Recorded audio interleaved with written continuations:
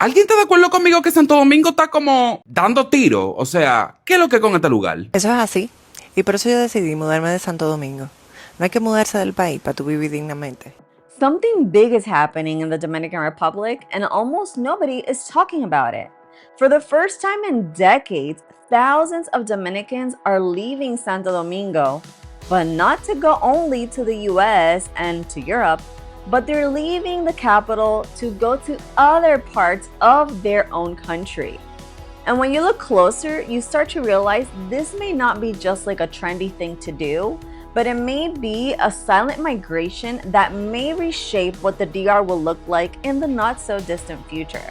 So today, I'm going to tell you why I believe people are escaping Santo Domingo and where I think they are going. Let me remind you to subscribe to my channel if you haven't already. My name is Ellie, and on this channel we talk all things Dominican Republic. So we talk about current events here, what things cost, how things work, or places that I think you might want to see. So if that's what you're interested in, go ahead and subscribe. So why are people leaving Santo Domingo in the first place? Most of the feedback that I've gotten regarding Santo Domingo as a city to live in regards high prices and of course the traffic.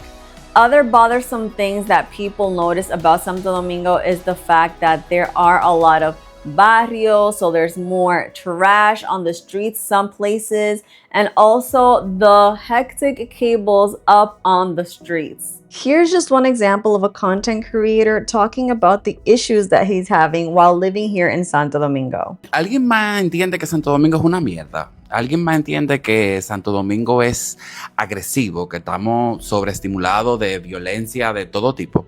Me acosté en mi cama y está de una construcción, porque yo creo que nunca he estado vivo sin que haya una construcción, porque Santo Domingo tiene 1 millón de construcción por minuto. Los motores, los carros, Digo, mierda, estoy siendo abusado, cuánta puñalada. Déjame buscar un patio para yo chilear un poco, tomarme un café, qué sé yo qué, sé yo cuánto, y me monto en mi carro. Y no sé si les pasa a ustedes, pero manejar aquí se sabe, y me monto y empiezo como nervioso ya, ¿verdad? Por todo el ruido y toda la vaina. Llegué al sitio, para el patio de este café, y saliendo de mi carro y viene un tigre, un parqueador, y me dice, ¡hey, 300, qué fue, 300, te vayas así! Y es como, ¡ay, por qué yo tengo que hablar contigo! O sea, me voy para mi café nervioso, porque en Santo Domingo es violento. Entonces me voy para mi café, yo con mi café, digo, mierda, hay paz, chequeo mi correo, y cuando chequeo mi correo está el recibo de Ñema, de Sur, de Norte, no sé cuál es el mío. 22,000 pesos de luz. 22,000 pesos de luz. Wow, yo tengo 20 días fuera de mi casa, en 10 días yo hice 22,000 pesos de luz. Yo uso el aire para acotarme, y entonces yo estoy siendo violentado, pero mejor mátame. ¿Alguien está de acuerdo conmigo que Santo Domingo está como dando tiro? O sea, ¿qué es lo que es con este lugar?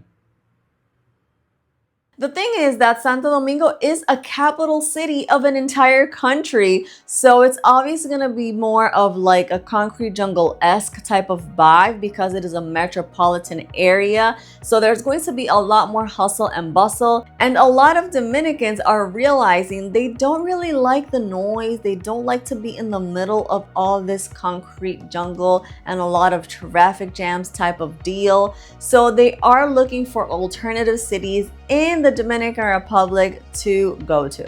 So since I do live in Santo Domingo, I can definitely relate to a lot of these issues. I definitely don't like those cables that are like up there and exposed. The electric grid is less stable than in Punta Cana, for example, where the electric grid is almost perfect. And in terms of the traffic, of course, it's an issue. You have a huge city, and in Distrito Nacional, there's over 1 million people living here. So yes, there's going to be traffic jams at some points of the day, but one of my hacks to just beating the traffic jams and not letting them bother me is that I basically live wherever I do life. So basically I live close to where I'm going day to day, so traffic doesn't really bother me. I get to most places on my day-to-day life in less than 10 minutes. So traffic jams for me are not really a big deal, even though I do recognize that they are a thing in a lot of people's day-to-day. Apart from the things mentioned here, comment down below what the biggest con is of living in Santo Domingo, in your opinion. Also, stay tuned because I'm gonna make my case for Santo Domingo, and of course, I'm gonna be telling you why I choose to live here in this city. Now, where is the shift going towards? To me, the answer is very obvious. Most people that are leaving Santo Domingo to move someplace else are going to the Punta Cana area. Of course, this guess is in part an anecdotal thing because of the things I am seeing with my own eyes, but also the hard data facts back up my claim. Because in the last decade, from 2010 to 2022, which was the last census done in DR, Punta Cana was the municipality that has the largest growth rate in terms of population in the entire country. What the data says regarding the growth of the demographics in Punta Cana is that from 2010 to 2022, Punta Cana's population growth was a whopping 215%. Which means that the Punta Cana area more than tripled its population, going from about 43,000 people in 2010 to over 138,000 people in 2022. And of course, the growth rate has just kept going up because we are now in 2026, and since there hasn't been no census, we can't get the hard data.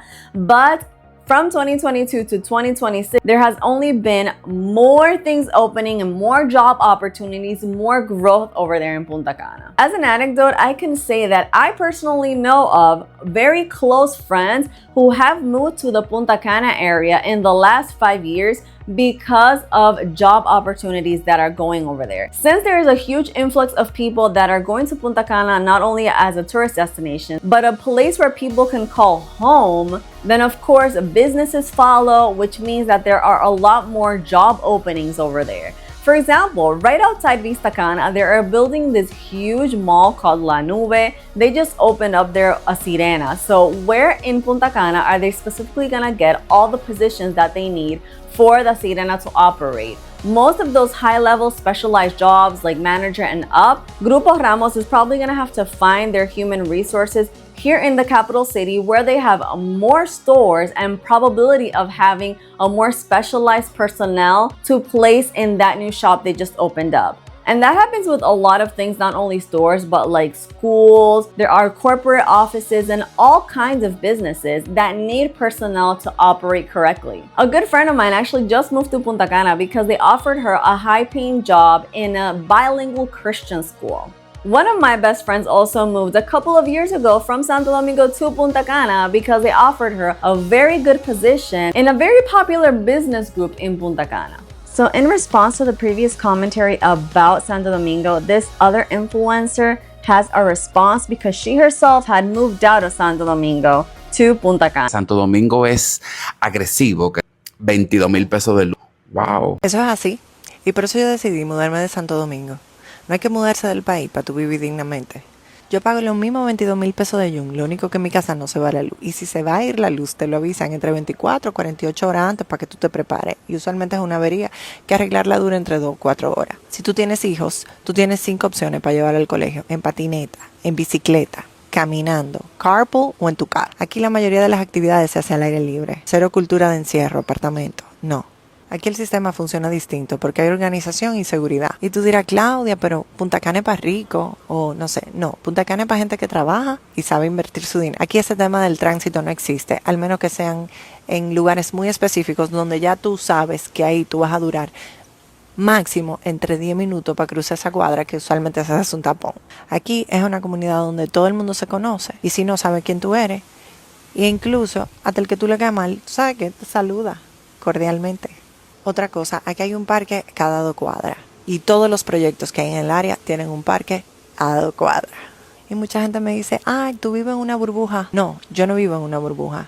Yo vivo en mi país y en un lugar donde yo puedo dignamente vivir como clase media. Sin caos, sin rush y disfrutando realmente de las bondades naturales que me brinda mi país. So I agree with a lot of what she says here. In Punta Cana, you can find beautiful residential areas And it's kind of Floridian type of lifestyle where you feel like you're in a resort and everything around you looks beautiful. It's a more organized urban planning scheme. The water, the electricity, all of those things are taken care of almost flawlessly. So it is a no-brainer why a lot of people are ditching Santo Domingo metropolitan area and going to a lesser densely populated place like Punta Cana, and also other places like the North Shore have gotten a lot of influx of Dominicans. So with all these issues in Santo Domingo, I know that you may be wondering, why are you living in Santo Domingo, Ellie? What's going on? I live in Santo Domingo because I like the variety and the choices that I get living here. Since this is a very metropolitan area, I have a lot of variety when it comes to places to go, activities for kids, and also restaurants. You cannot beat the choices that you get here in Santo Domingo in terms of things you can do and places to go out. Also, Santo Domingo, since it is a very old city, it is filled with lovely cultural ambiance. So we have an entire plaza that is Plaza de la Cultura dedicated to culture.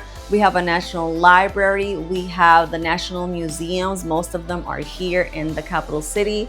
And also you have like all the ballets and the symphony orchestras, and almost always the huge concerts that come up internationally, they come to Santo Domingo first. So as far as a cultural experience, musicians and theaters and plays and things like that, Santo Domingo is unbeatable. And if you have kids that are like school age or maybe going into college or university, Santo Domingo offers the highest variety of private schools and private elite universities that you can go to in the country. And Santo Domingo has the unique, the one and only Zona Colonial, which is to me so lovely, so gorgeous, and it's so lively and beautiful, and there are tons of things to do there in Zona Colonial, which I love. But believe it or not, those reasons are not even the biggest reason why I live in Santo Domingo. I think the biggest reason why I currently live in Santo Domingo is because we have very tight family ties here in Santo Domingo, living close to where we live. I don't discard me leaving Santo Domingo in a future maybe, like I'm not hating on every other city in the country at all. But right now, for my family's lifestyle and for the family that we have living close to us, we're just happy where we are right now. Of course, it helps that I have my full-time job here in Santo Domingo as well. And there are so many job opportunities and opportunities for growth here that is almost unbeatable in my opinion.